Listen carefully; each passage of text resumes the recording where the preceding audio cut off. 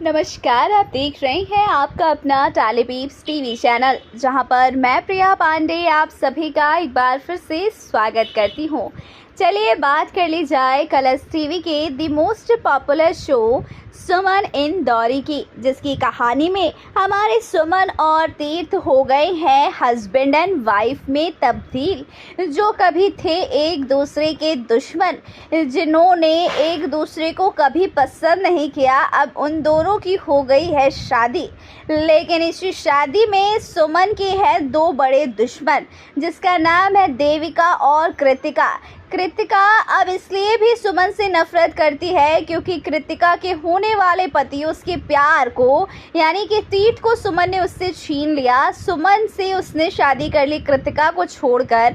इस बात का गुस्सा तो कृतिका में है ही, दूसरी तरफ देविका भी अब सुमन से इस बात का बदला लेना चाहती है। इसलिए कृतिका और देविका अब दोनों एक साथ आकर सुमन की जिंदगी को बद से बदतर बनाना चाहते हैं।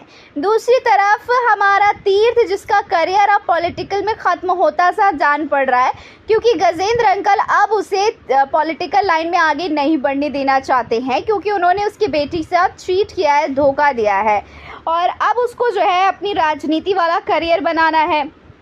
ऐसे में अब हमारा तीर्थ सुमन को अपनी साइड रखना चाहता है, उसको स्पेशल फील कराना चाहता है और इसी बीच तीर्थ को सुमन से प्यार हो जाता है।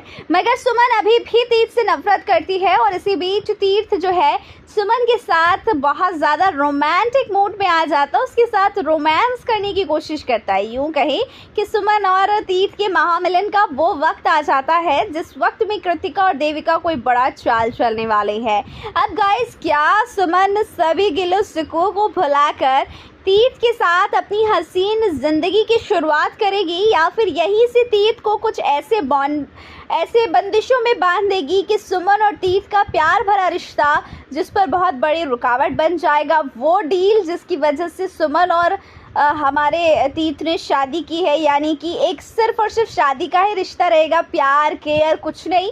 क्या होगा अब ये तो शादी के बाद पता चलेगा, मगर जो भी होगा उन सब में देविका और कृतिका की चालें बहुत ज़्यादा मज़ेदार लगने वाली हैं।